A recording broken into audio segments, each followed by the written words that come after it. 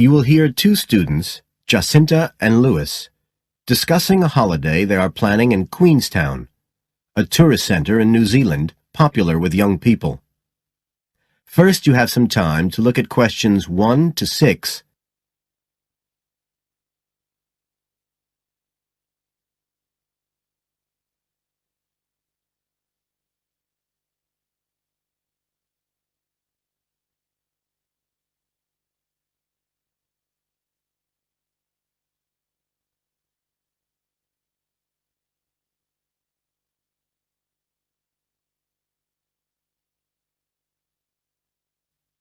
Now we shall begin.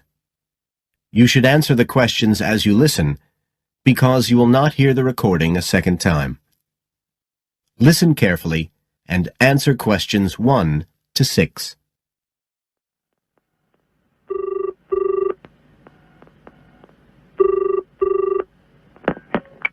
Hi, Lewis. It's Jacinta here. Oh, hi, Jacinta. I was just going to call you. I was thinking we ought to do something about accommodation for our trip to Queenstown. Yeah, actually, that's just why I rang you. I've been looking on the internet. There was one place that looked okay called Traveller's Lodge, but when I checked availability for January, when we're planning to go, I found it was fully booked. Right. Well, we'd better do something now, I suppose. I've actually got a list up here on the computer.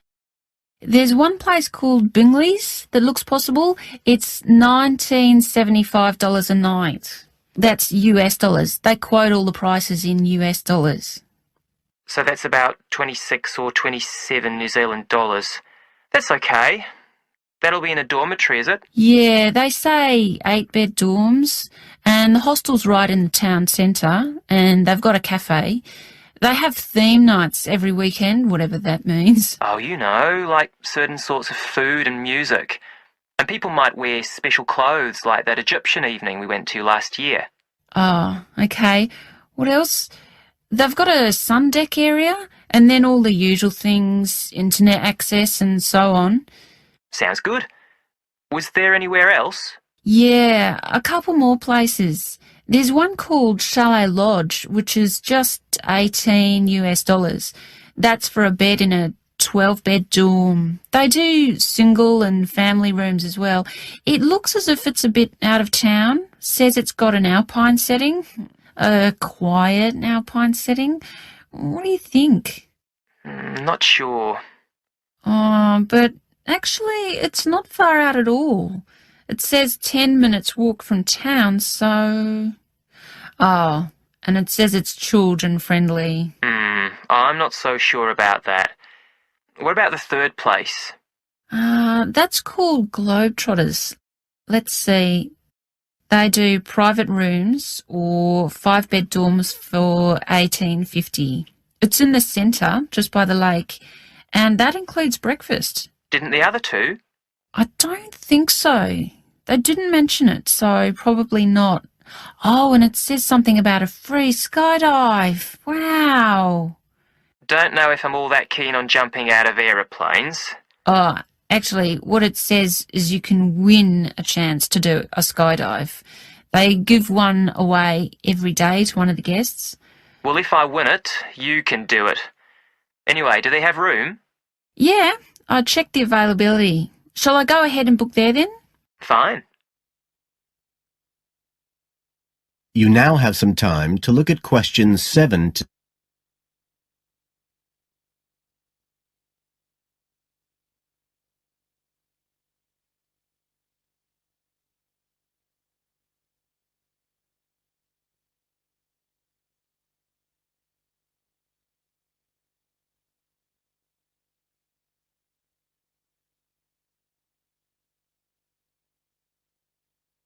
Now listen and answer questions 7 to 10. I was looking at what there is to do too. There are lots of sites offering deals for adventure sports. I suppose we have to do a bungee jump. Why? Well, it's Queenstown where they more or less started it as a sport. You can, if you really want to jump off the side of a bridge with an elastic rope tied round your ankles. I'll watch. Okay, so what do you want to do? As far as adventure sports go, I was talking to someone who went whitewater rafting there. He said it was really awesome. They drive you up the Shotover River, and then you come down on a rubber raft through the whitewater rapids, where the river's really narrow and fast, and end up going through a tunnel nearly 200 metres long. I think it's quite expensive, though. Oh, I'm on for that if you are. Cool. The other thing you can do is the jet boat ride. That sounded just a lot of noise, though. It's basically just whizzing round on the river on a very fast boat, isn't it? My friend did that as well. He said it was a bit touristy, but worth it. I'll give it a go. You go right up the river canyon. He said the drivers were really skillful, but I don't mind going on my own. But there's lots to do as well as the whole commercial adventure bit. We ought to do some trekking. The scenery around there's amazing. I don't want to miss that. The place to start's Glenorchy, apparently, about 40 minutes drive. That's where lots of the wilderness trails begin.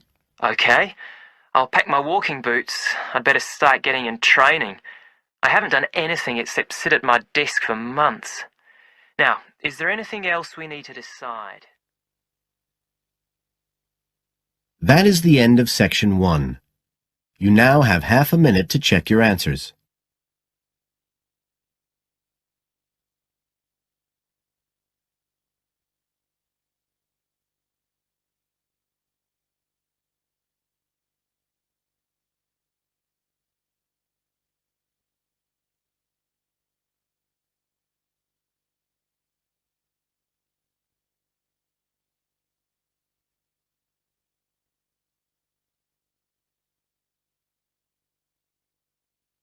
Now turn to Section 2. Section 2. You will hear a local radio program about cycling courses in London.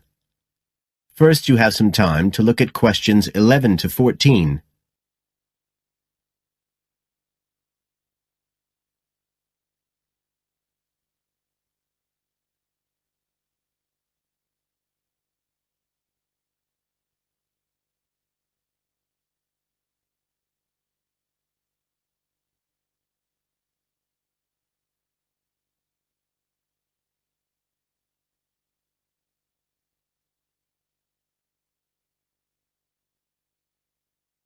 Now listen carefully and answer questions 11 to 14. There's been a great deal of interest lately in encouraging people to use bicycles instead of cars as a means of transport. But not everyone is confident about riding a bike at the best of times, let alone in the middle of a city like London. Jack Hayes is a professional trainer who works for a London-based company, City Cyclist, which provides cycle training for the public. What exactly does City Cyclist do, Jack? Well, our basic purpose is to promote cycling as a sustainable form of transport. We believe the best way to promote cycling is to teach people to use their bikes safely and with confidence. In European countries, people all learned from their parents, and they also learned in school. And when I tell them I teach people to ride bikes, they laugh. They think it's crazy. But here in London, it's completely different. You're approaching the point where a whole generation of people have grown up not being allowed by their parents to cycle because it was considered to be getting too dangerous. And so, in turn, they can't teach their children. We believe in realistic training. So if someone wants to use a bike regularly, say to get to work or school, we aim to train them by teaching them to ride on the actual roads they'll use, so they can develop the basic skills they need and build up their confidence that way. At City Cyclist, we believe cycling's for everyone, no matter what age or level of ability or mobility. We do complete beginners and also advanced courses. That's for urban cyclists who want to deal with things like riding in streets with complicated intersections and things like that. We don't promote the use of personal protective equipment for cyclists, and we endorse the policy of the European Cyclists Federation that parents should be allowed to make an informed choice as to whether or not their child wears a helmet. We believe the key to safe cycling is assertiveness, taking your place on the road. This has to be instilled right from the beginning. Assertive road positioning and behaviour is the key to safe cycling in congested urban environments. Some people are surprised that we don't promote the segregation of cyclists from motorised traffic, but we don't think that's practical in all urban environments. Instead, we teach people to use as much road space as they need to travel safely and effectively. You now have some time to look at questions 15 to 20.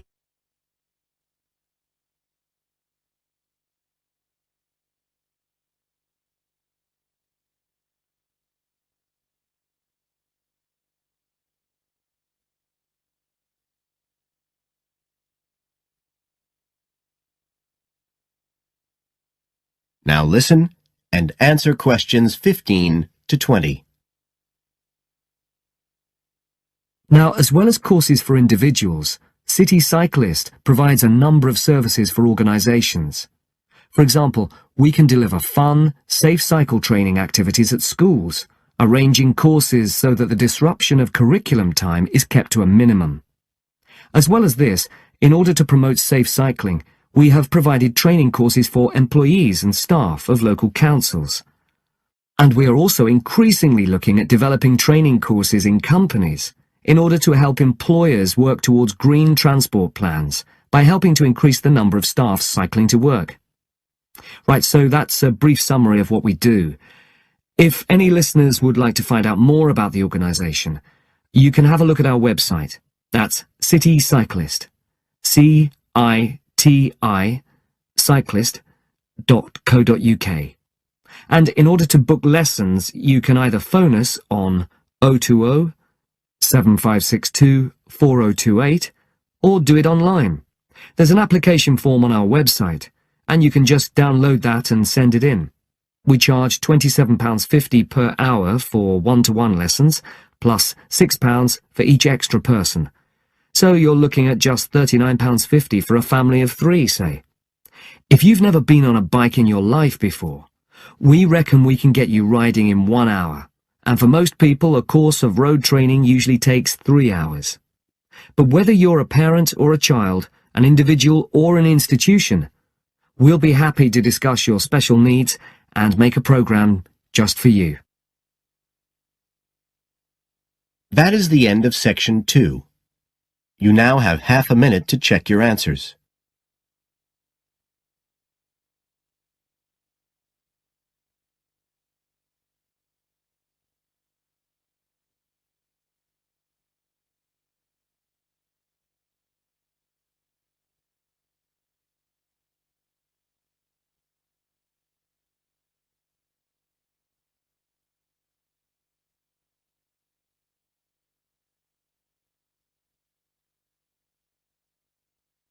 Now turn to Section 3. Section 3. You will hear 2 students, Sharon and Zhao Li, talking to their tutor about a presentation they gave the previous week. First, you have some time to look at questions 21 to 23.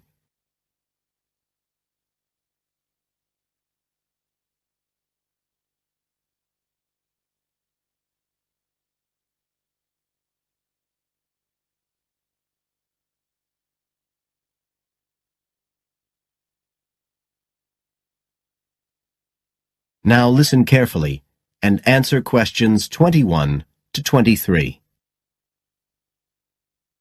So, Sharon and Zhao Li, in your presentation last week, you were talking about the digital divide, the gap between those who can effectively use communication tools, such as the internet, and those who can't. And you compared the situation here in Northern Ireland with southeast China. Right, so I asked you to do some self-evaluation, watching the video of your presentation and thinking about the 3 main criteria you're assessed by: content, structure and technique. What do you think was the strongest feature of the presentation when you watched it? Sharon? Well, I was surprised actually, because I felt quite nervous. But when I watched the video, it didn't show as much as I expected. So which of the criteria would that come under? Confidence? That's not actually one of the criteria as such. Zhao Li? Technique? It's body language and eye contact, isn't it? Well, I didn't think I looked all that confident, but I think that our technique was generally good, like the way we designed and used the PowerPoint slides. So, you both feel happiest about that side of the presentation? Okay, now on the negative side, what would you change if you could do it again? Well, at first I'd thought that the introduction was going to be the problem, but actually I think that was okay. We defined our terms and identified key issues. It was more towards the end. The conclusion wasn't too bad, but the problem was the questions. We hadn't really expected there'd be any, so we hadn't thought about them that much. Okay, anything else? Well, like Zhao Li says, I thought the conclusion was okay, but when I watched us on the video, I thought the section on solutions seemed rather weak. Can you think why? Well, we explained what people are doing about the digital divide in China and Northern Ireland, but I suppose we didn't really evaluate any of the projects or ideas. It was just a list, and that was what people were asking us about at the end mostly. You now have some time to look at questions 24 to 30.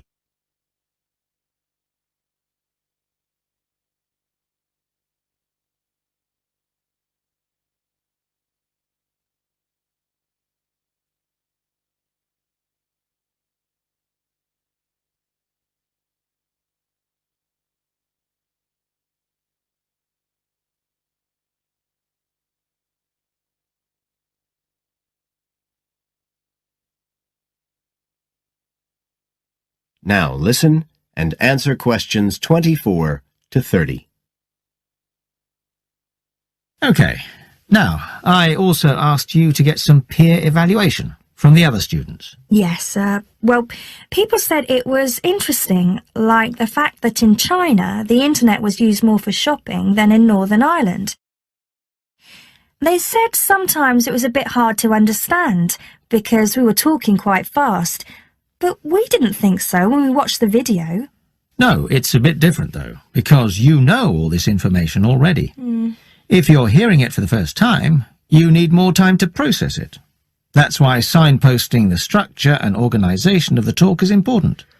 That seemed okay. No one mentioned that as a problem. Some people said that we could have had more on the slides, like some of the other groups had nearly everything they said written up on the visuals as well. But other people said the slides were good. They had just the key points. Yes. And most people said we had quite good eye contact and body language. They all pointed out we'd overrun. They all said we were 5 minutes over. But we timed it afterwards on the video, and it was only 3 minutes. We were a bit unsure about the background reading at first, but I think we did as much as we could in the time. Anyway, no one commented on that under content. But one thing that did come out was that they liked the fact we'd done research on both Northern Ireland and China. Most other people had just based their research on one country. We managed to get quite a lot of data from the internet, although we had to do our own analysis, and we did our own surveys as well in both countries. So the class gave us best feedback for content, but it was all okay. Right. Well, that's quite similar to the feedback I'm giving you. I was very impressed by the amount of work you'd done and by your research methodology. So, actually, I'm giving you full marks for content. 5. The structure of the presentation was good, but not quite as good as the content. So, I gave that 4, and the same for technique. So, well done. Thank you. Now, the next stage is to write up your report. So, just a few pointers for you here. First of all, in your presentation, I think your ending was rather abrupt. You suddenly just stopped talking. It wasn't a big problem, but think about your closing sentences in your report. You want to round it off well. One thing I forgot to mention earlier was that I felt a very strong point was that after you'd given your results, you explained their limitations. The fact that we didn't have a very reliable sample in terms of age in China. Yes, that section. So don't forget to include that. And you had some excellent charts and diagrams, but maybe you could flesh out the literature review a bit. I can give you some ideas for that later on if you want. Okay, is there anything else you want to ask? No, thank you. Thanks. That is the end of section 3. You now have half a minute to check your answers.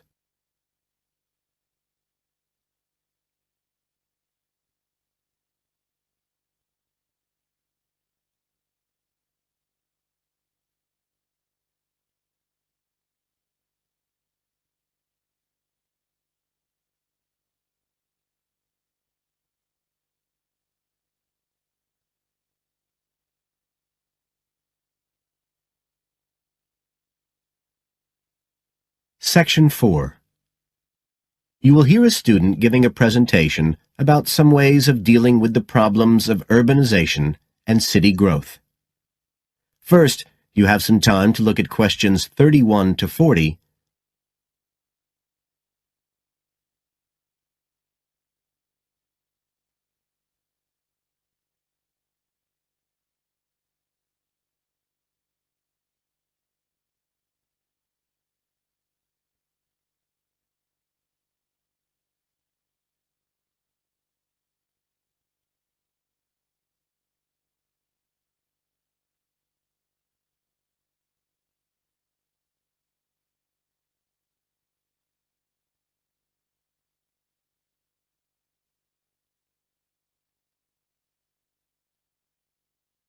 Now listen carefully and answer questions 31 to 40.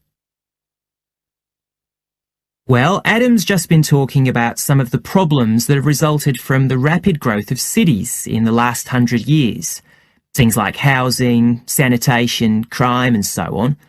For my presentation, I'd like to look at some examples of what cities are doing to try to solve some of these problems.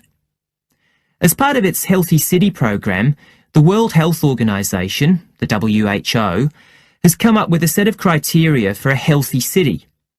The WHO says that, amongst other things, a healthy city must provide a clean environment which is also safe. It mustn't be dirty or dangerous for its inhabitants. As well as that, the WHO says a healthy city has got to be able to satisfy its inhabitants' basic needs. That's all its inhabitants, not just the rich ones or the ones with jobs, everyone who lives there. A third criterion, is that it's got to have health services which can be used by all the inhabitants and which they can access easily. The final point's to do with local government. The WHO says this is something that the whole community should be involved in, not just a few powerful politicians or businessmen. So, a healthy city is not just a matter of avoiding illness, that sort of healthiness. It's the way that the whole city works together for the benefit of its population. Okay, so what I'd like to do now is to look at some projects in different cities around the world where cities have tried to meet these criteria, to make their cities healthy ones.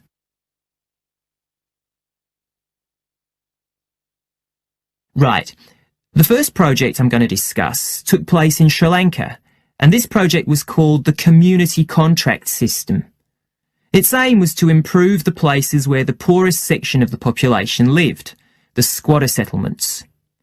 Basically, the problem was lack of infrastructure, things like drains, paths, wells for water and so on. So, a program was set in place to construct this infrastructure. But what was different about it was that the residents did this, the people who actually lived there, not people from outside. And this meant that not only did the people end up with improved housing and infrastructure, but also, because they had contracts with the community, it improved their chances from an economic point of view. So that's the way the lives of people in one urban environment were improved. The next project I'd like to discuss took place in the capital city of Mali in West Africa.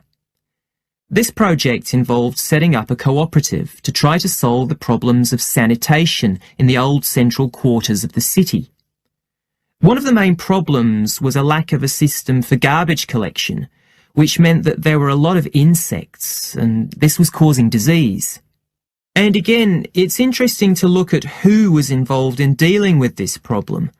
In this case, the cooperative involved students who had graduated from secondary school in getting a system going. As well as that, the cooperative set up a campaign to educate the public about the importance of good sanitation through showing films and setting up discussion groups among the local people, especially women and adolescents. And the outcome was an increased environmental awareness, which led to changes in household behaviour, as well as improved living conditions. Okay, the third project was in Egypt, just outside the capital, Cairo, which is a city that's grown very rapidly in the last few decades.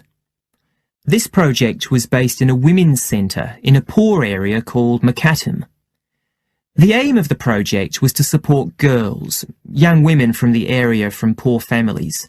So these were women who had no education. They'd never been to school, so they were totally illiterate, and they had no chance of getting jobs. At the Women's Centre, they were shown how to sew and how to weave, and once they'd learned these skills, they were given the equipment, a sewing machine or a loom, so that they could make things to sell and have a chance of earning their own living. And this project has meant that these young women have greater status in the community, but as well as that, they can enjoy a better quality of life. So I don't think the problem is that cities are bad. This world and its cities have the resources to provide for the population that lives there. What it takes is a stronger will and a better distribution of resources. That is the end of section 4. You now have half a minute to check your answers.